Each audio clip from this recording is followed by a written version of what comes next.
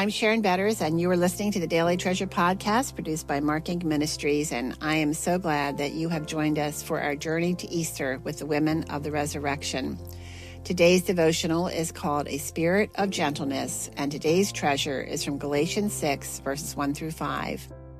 Brothers, if anyone is caught in any transgression, you who are spiritual should restore him in a spirit of gentleness. Keep watch on yourself, lest you too be tempted. Bear one another's burdens, and so fulfill the law of Christ. For if anyone thinks he is something, when he is nothing, he deceives himself. But let each one test his own work, and then his reason to boast will be in himself alone, and not in his neighbor. For each will have to bear his own load.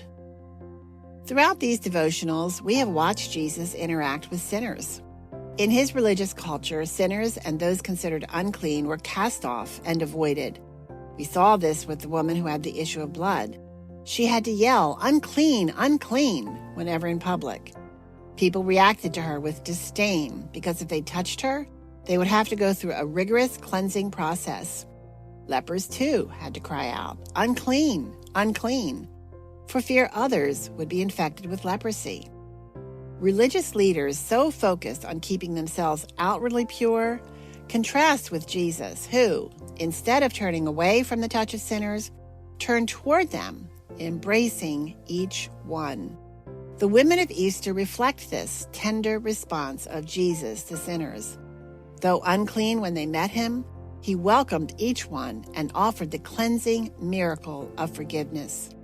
In response to his love and grace, women attended to the needs of Jesus and his disciples in the midst of great danger.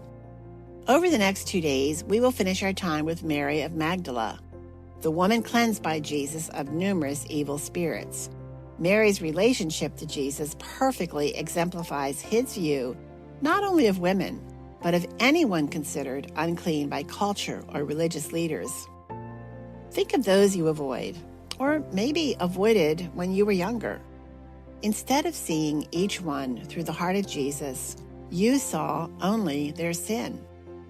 Instead of reflecting on the call of Jesus to come as you are, you turned your back on the broken person, maybe privately glad of the consequences they suffered because of their sin.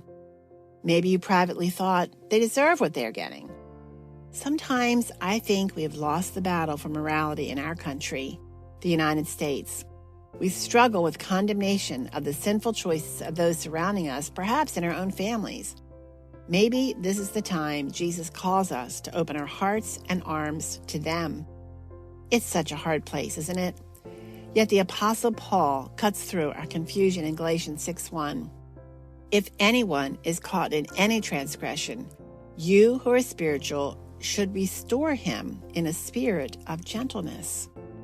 Paul acknowledges there is sin, but instead of harsh condemnation and avoidance of this person, Paul tells us gentleness is the road to restoration.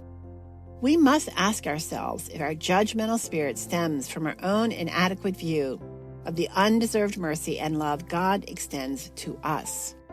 Perhaps our view of our own sin does not go deep enough.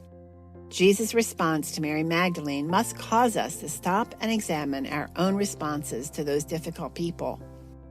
Friends, as we get closer to Easter, ponder how you treat people represented by the women of the resurrection. Do you whisper, "Unclean, unclean"? Or will you pray about how to bring restoration through gentleness?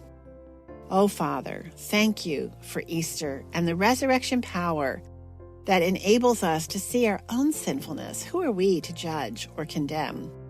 We can't, because we have experienced the mercy and forgiveness of your dear Son.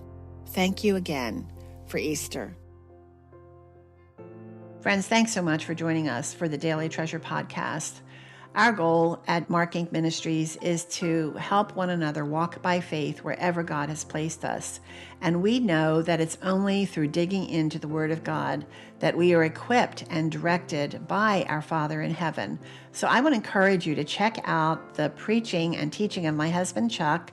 It's called In His Grip. You can access his sermons on our website at markinc.org. That's MERKINC.org. or you can check out the podcast, In His Grip podcast, that's free of charge. Chuck is an expository preacher in that he goes verse by verse through the scriptures. So he tackles the hard stuff, but then he shows us how to apply biblical principles to our everyday lives. So make sure you check out In His Grip, the podcast, or as I said earlier, you can check out the sermons at markinc.org. That's markinc.org. I'm Sharon Betters. Thanks so much for joining us, and I look forward to being with you tomorrow.